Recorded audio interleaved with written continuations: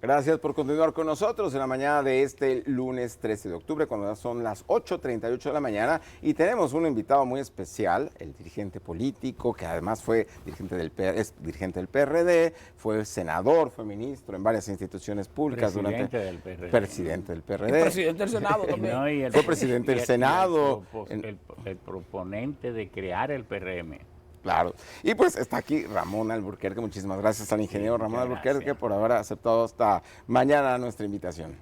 Muchas gracias. Ingeniero, teníamos un tiempito que no hablábamos y con usted siempre es interesante conversar. Quisiéramos hablar un poco inicialmente sobre la situación económica del país y la incidencia que tiene, principalmente el alto costo del sector eléctrico sobre nuestra economía, porque tenemos una situación donde en los últimos años el gasto del Estado en subsidios se ha triplicado o cuadruplicado, lo cual se torna preocupante ya para los fines presupuestarios. Sí, el sector eléctrico, muchas gracias por la invitación. El sector eléctrico, como hemos dicho miles de veces, no admite indecisiones, no admite vacilaciones, requiere firmeza, decisiones bien pensadas y planes de expansión que tengan la debida seguridad, el financiamiento, sacrificar todo para que esos planes cuenten con el financiamiento y entonces que no haya intereses cruzados, chocándose por devorarlo, por agarrarlo, por ser los hegemónicos. Porque ahí el Estado debe blindarse y decir, se puede tolerar cualquier cosa con cualquier otro sector, menos con el eléctrico. Y eso va a ser cada vez más así, porque cada segundo que pasa nos volvemos más eléctricos. Nuestro cerebro, nuestro sistema nervioso funciona en base a la electricidad natural, pero nuestras economías funcionan en base a la electricidad física que generamos. Pero sin embargo, ingeniero, eso no es lo que ha venido ocurriendo en los últimos años. Bueno, pero quería hacer esta introducción porque con ello reconozco que no es lo que ha venido ocurriendo, pero al mismo tiempo llevamos un poquitito de educación a la gente y a los propios gobernantes para que no se hagan daño en ellos mismos, porque es que la electricidad todo lo cobra. Sí, sí. Usted puede festinar, usted puede obedecer a esta presión, ceder a estos intereses, buscar sus amigos para que le construyan aquella planta, desechar esta propuesta, pero que no son muy cercanos a mí, desechar estas otras porque son chinas, querer aquellas porque son de Estados Unidos. Pero si las plantas no se construyen, el que va a quedar atrapado es usted. Y eso ha venido pasando en todos los gobiernos. La electricidad, y permíteme esto, nació en manos privadas, porque la electricidad nació como un lujo para ricos. Y tanto fue así que cuando Thomas Alva Edison, que fue el que mejoró los sistemas de motores de inducción eléctrica, en 1882 instaló en Wall Street las primeras 10,000 bombillas que se instalaron en el mundo entero. ¿Quién la financió? JP Morgan, donde en Wall Street, ¿para quién? Para los ricos. Estuvo manejada la electricidad siempre por los ricos y nunca un pobre pensó que iba a tener electricidad. Hoy, sin embargo, es un derecho humano, un derecho fundamental. Aquí se instaló la primera planta en 1893 y hasta 1955 estuvo todo en manos privadas. En manos privadas, y eran las empresas privadas las que decían si traían una planta, si no la traían. Los pueblos tenían siempre su planta que prendía a las 6 o a las 7 de la tarde, pero, ingeniero, terminaba a las 8. ¿Qué quiero decir? El Estado decidió en 1955 manejar entonces, mediante el decreto 555 se creó la CDE y el 19 de enero de 1955 se pasó esa ley. Ahí mismo se lanzó el plan de expansión 1955-1965. el primer plan de expansión del país. En la era de Trujillo, que mucha gente dice, ese sí lo hacía bien todo. ¿Qué pasó? No se instaló ni el 50%. El primer plan quedó mal. El segundo con Abasco, cuando vino luego Balaguer, del 68 al 78, quedó más atrasado todavía. Ese primer plan de expansión era para instalar 100 megas. Eran unas... ahora ya tenemos 3.000. Sí, ahora tenemos 6.600, casi 7.000. El CENI, el Sistema Eléctrico Nacional Integrado, que con el sector privado podemos tener mucho más. ¿Qué quiero decir? Que todos los planes de Sofrelec, todos los planes han fallado. Y le estoy haciendo esta exhortación a los gobiernos, a todos, y todos, a que un día cumplan. Claro, pero estamos inmersos y de hecho atrapados en parches que van tratando de solucionar temporalmente algunas de las fallas del sector eléctrico, fallas. Yo creo que el que últimamente lo ha ido concibiendo mejor, con los traspiés que hubo con el anterior ministro de Energía y tanto esto, porque usted sabe que es imposible decir que una cosa no está bien y es imposible que no estando bien se diga que está mal, pero no es imposible decir que está mal y entonces no haya responsable.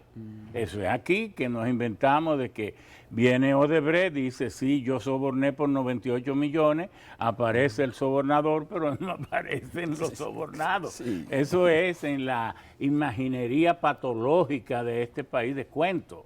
Entonces, tiene que aparecer alguien que diga las cosas como que sea son. También responsable. Sí, pero la crisis eléctrica afortunadamente cederá rápidamente por el cambio de estación, porque ya las temperaturas cambian. Pero eso es lo terrible, que cada año volvamos con una crisis eléctrica por el verano. Vamos a hablar de eso para que no vuelva a ser así. Teníamos una demanda máxima de 4.000 megas, pero este cambio de estación, que ya se ve, se siente el pequeño reducciones en temperatura, puede bajar el consumo en 300, 350 megas y ya eso da un respiro. Se terminan de instalar estas plantas de barcazas, se terminan estas plantas ahí en Manzanillo y se puede inyectar, al bajar la demanda, se puede ir mejorando. Ahora, hay que prepararse para el de aquí del 2000, y a los políticos no hay que decirlo. Si para el 28 no hay luz, olvídese del poder. Pero, por ejemplo, llegó una barcaza, ¿cuánto hace? 4 semanas, ¿verdad? Sí, una barcaza que volvieron a instalar. Sí, una nueva barcaza de la que no sabemos nada, no conocemos todo Sí, el pero contrato, eso hay que dejarle que lo instalen, porque usted también Ahora, esa barcaza viene con un costo muy elevado. Bueno, todas las barcazas tienen costo elevado. Como va a tener un costo muy elevado Manzanillo. ¿Por qué? Porque eso era para que estuviera terminado la planta de gas natural. La terminal de gas natural. La terminal de gas natural. Si no está, lo que hay es un barco metanero. ¿Qué cree usted que puede tener como impacto un barco metanero, que es un barco que debería estar rondando de los 541 barcos metaneros que hay en el mundo? Cada segundo que está ese barco parado ahí, pero es claro, no, que triplique el precio dinero, del combustible, lo triplica. No es que lo duplica, lo triplica. Entonces, ¿quién va a pagar eso? Bueno, afortunada, pero también hay otra cosa que decir. Si usted hace un análisis de la factura, tú que eres muy acucioso, tú vas a encontrar que la gente, todos decimos, el gobierno tiene que dar un subsidio de 1.800 millones. Esas son las pérdidas de las EDE, pero no es verdad. ¿Por qué? Porque es que en esos 1.800 millones hay 850 millones que son los subsidios que manda por ley la ley 125 del 01, la Ley General de Electricidad, que es de nuestra autoría. Entonces, y que pusimos esos subsidios, yo debo confesar que no los quería, por la irracionalidad de los mismos, pero los otros senadores y diputados lo exigieron y no hay ¿cuáles son las leyes que salen de los congresos? Las posibles. Las posibles. Y si usted entonces tiene un proyecto y se tranca y no admite modificaciones, no tiene ley. Bueno, entonces a la gente se le olvida que si la factura, y por eso nosotros le pedimos a la sede que transparenten los subsidios, que en la factura aparezcan, si tú estás de acuerdo, pídele eso también, que aparezca cuánto le están subsidiando en su factura. Que yo estoy seguro, si tú pagas 9,000 en tu casa, a ti te deben estar subsidiando como 4,000 pesos. ¿Qué significa eso? Que la situación tenemos es más grave de lo que estamos diciendo, porque si la sede, que deberían cobrar como 3,000 y pico de millones de dólares cada año, lo que están cobrando es 1,200 y la situación es peor. Entonces, ojalá que vuelva este pacto eléctrico y se haga con lo que se hizo con Haití y los haitianos y su estatus, reflexionar sobre el tema, porque la verdad que el país, dice el Fondo Monetario, dice el Banco Mundial, que es de los que mejor va en la región. Séptima economía, un paisito de 4,500 kilómetros cuadrados, 11 millones de ciudadanos, 14 millones de habitantes, porque si usted tiene 11 millones de ciudadanos y usted dice que hay 2 o 3 millones de indocumentados, usted se lo tiene que sumar a los habitantes. Claro, que además son consumidores. Que son consumidores. Entonces, ¿qué quiere eso decir? Que el país en el resto va bastante bien. ¿Cuál es el punto, el talón de Aquiles? La electricidad.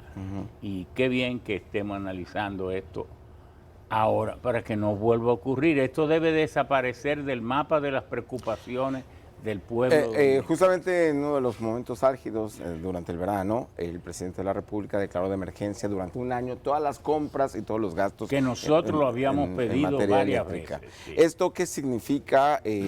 Facilidad para y el que meta la mano luego aparecerá como habiendo cometido delitos, porque no se puede tener una desconfianza absoluta para que en medio de una crisis terrible usted me esté diciendo que no hay que darle facilidad a quien esté gobernando. Y entonces, ¿cómo gobierna? Entonces, responsable, eso no lo hace irresponsable, todo el que, porque en ninguna parte esa emergencia dice, y hay impunidad total para todos los actos que eso no lo dice. Entonces, es una facilidad para que se pueda resolver los temas con más rapidez. Ingeniero Albuquerque, usted que es un dirigente, bueno, fue dirigente del Partido Revolucionario Dominicano, de donde nació el Partido Revolucionario Moderno, y hoy día también es dirigente del Partido Revolucionario Moderno. Sin embargo, hemos visto que el gobierno, el presidente actual quizás ha dejado de aprovechar sus capacidades, que son del todo reconocidas, principalmente en el sector energético, por no decir eléctrico, y hemos visto que ha estado inactivo en cuanto a lo que tiene que ver con servicio al Estado desde su partido. Pero eso es ya personal. No le caigo bien, yo no soy el preferido, tiene a otro. Bueno, no, si le va bien con los otros, le va bien, bueno, yo lo felicito. Pero recordemos que en un momento hubo una designación para usted, un consejo, un presidente del consejo pero eso yo lo de administración de la empresa de transmisión eléctrica, y usted la rechazó, o sea que entonces... Sí. Bueno, dice, pues está bien todo. Sí. Porque si lo que creen es que es una compensación, un consuelo, así no. Ahora, en ese momento, ingeniero, usted dijo que no fue de eso de lo que usted había hablado con el presidente. Cuando usted dijo eso, entonces quiere decir que había hablado con el presidente de alguna otra posición. No, pero ya yo eso lo superé. Vamos a hablar de otra cosa. Un ciudadano lúcido, formado para las mejores posiciones del país, incluso para la presidencia, no tiene que estar lamentándose por eso. Otro Si le aspecto, está yendo bien con los otros geniales que tiene, bueno, porque le siga yendo bien. otro aspecto también de su partido, el Partido Revolucionario Moderno, el que tiene que ver con sus aspiraciones. Vimos que usted compitió con el presidente Luis Abinader a nivel interno, junto también con Guido Gómez Mazara.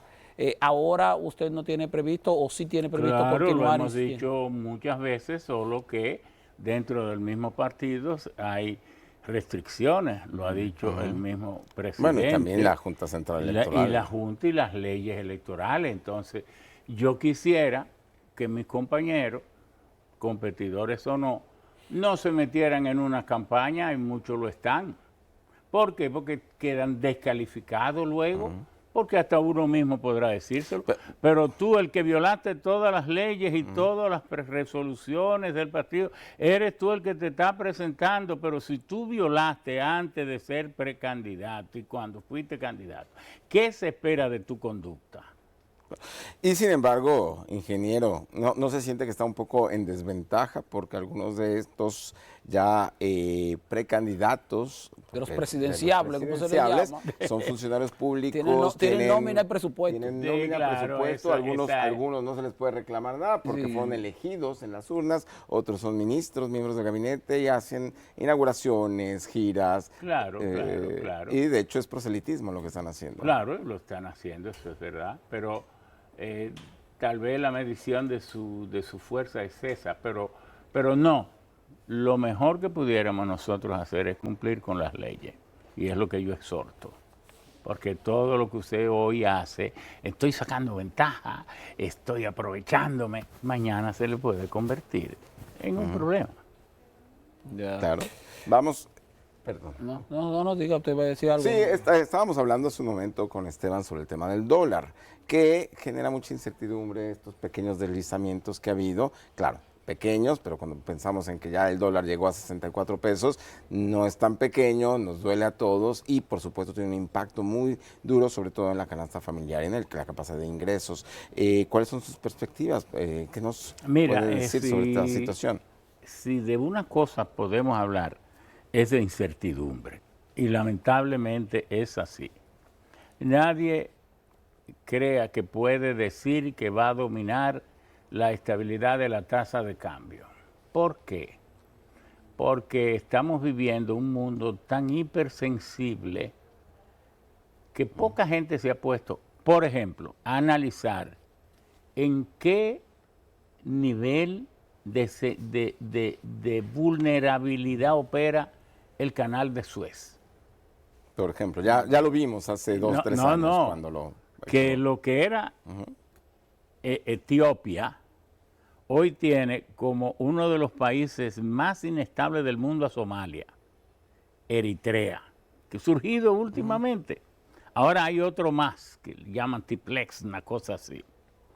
Pero está Djibouti, que Djibouti es un paisito minúsculo, pero lleno de piratas. Y del otro lado están los hutíes en el Yemen. ¿Quiénes controlan eso ahí?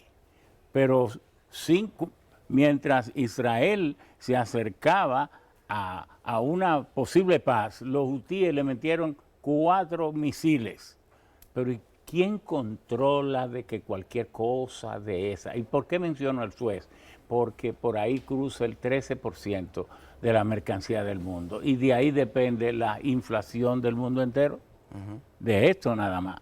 De cualquier problema que surja. Ahora, lo que el gobierno debe asegurarse para tener plena satisfacción es que de los factores internos que inciden en la producción de la canasta alimentaria interna del país no haya descuido, que el Ministerio de Agricultura planifique bien, estimule bien, dirija, tenga planes indicativos y planes casi obligatorios en cuanto a la producción, como hace Estados Unidos y como hace Europa, para que nunca pueda verse que es la falta de planificación ni la falta de apoyo lo que haga o permita subir los precios, porque de los shocks externos, yo mencioné solo Suez, pero yo no he hablado de los aranceles, por ejemplo.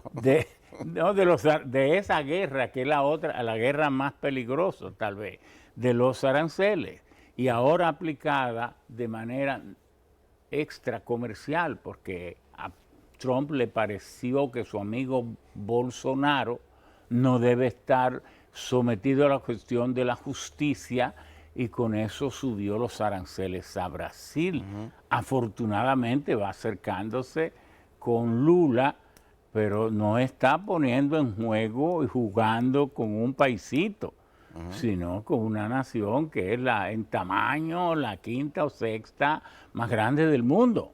Entonces, si con las grandes economías la incertidumbre es el factor que maneja.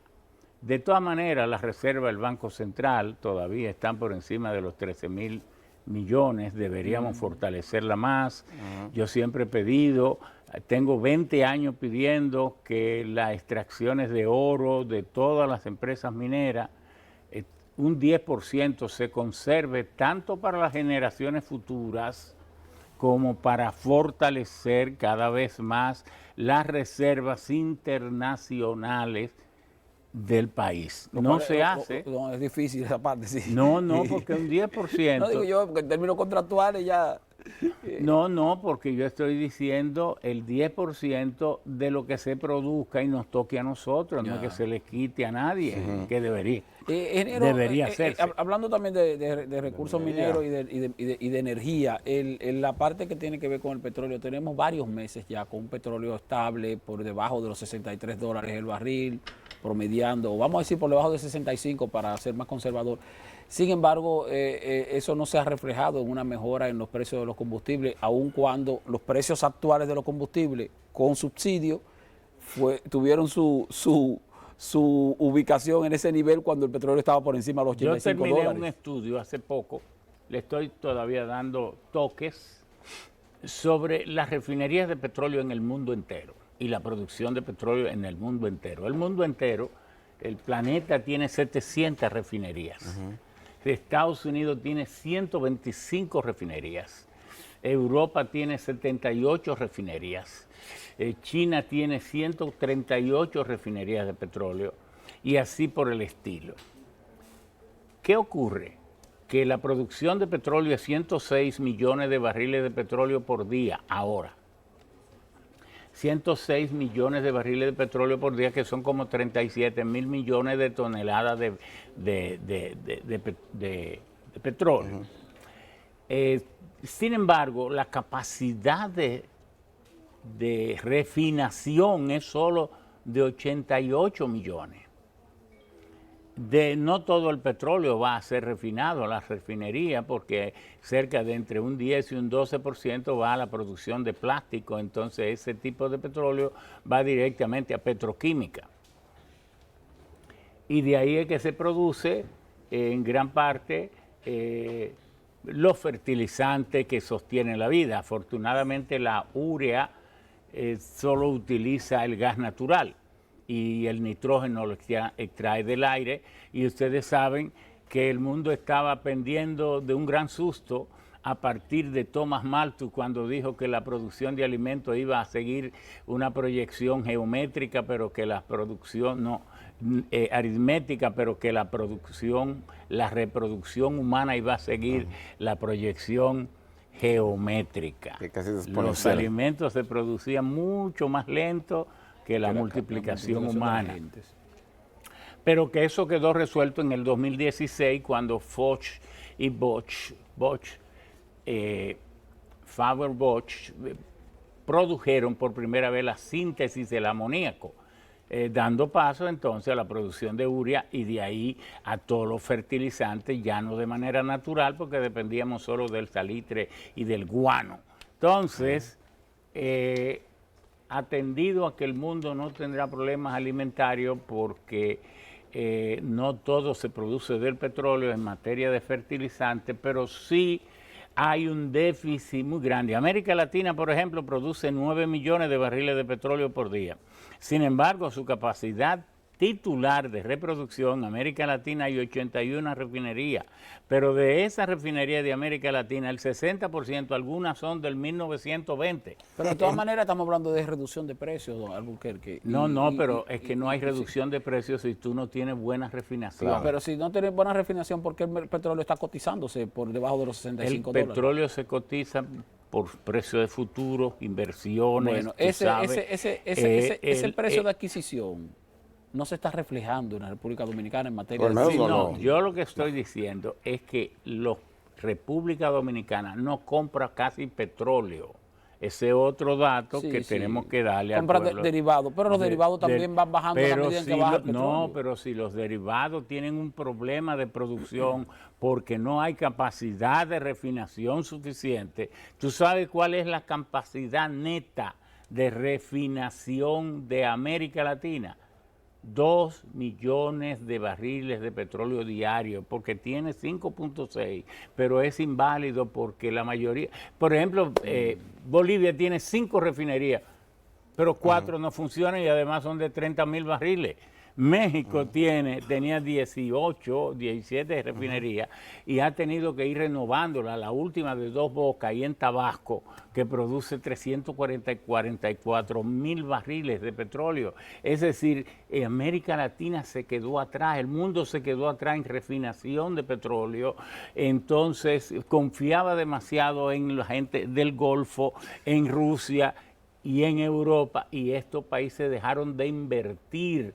Entonces se necesita inversiones en materia de refinación para que el petróleo baje, porque el productor de petróleo le vende a cualquiera, pero si encuentra que hay gente que está invirtiendo en futuro, invirtiendo en esto porque es una gran ganancia, porque en medio de la incertidumbre, aunque dentro de un año, si se te estabiliza un poco el mundo, tenga que perder y venderlo por debajo del precio que lo compró por estar especulando, pero así es. Obviamente, quizás la opción sería... Te voy a enviar ese estudio porque vale la pena tenerlo.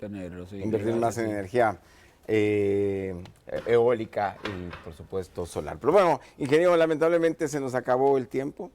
Fascinante hablar con usted, como siempre. No podemos entrar en lo solar y en las energías renovables, no hay tiempo ya. Bueno, pues no, lo invitamos para la próxima. No, me gustaría porque ahí sí hay mucho que hablar. Claro. Lo que está ocurriendo, incluso en este país, y lo que debe ocurrir, porque no quisiera irme de aquí sin decir que el país es un candidato al éxito en materia de energía solar, fotovoltaica y más con los últimos avances que hay ahora, en que el porcentaje de eficiencia de un panel fotovoltaico no pasaba del 22, del 21, del 19 y se está logrando hasta 30% con toda la sumatoria de del mejoramiento tecnológico, de las innovaciones tecnológicas. Pero ¿de qué vale que tengamos muchas plantas fotovoltaicas? Si no tenemos la capacidad de almacenamiento, supongo. Si no tenemos la capacidad de almacenamiento. Entonces, baterías, eso es fundamental. Esto, como dicen en Estados Unidos, to be continued, porque desde ahora hacemos la invitación al ingeniero Ramón Albuquerque para que nos visite nuevamente en las próximas semanas, mientras nos vamos al segundo boletín informativo con nuestra compañera Ana Paula González.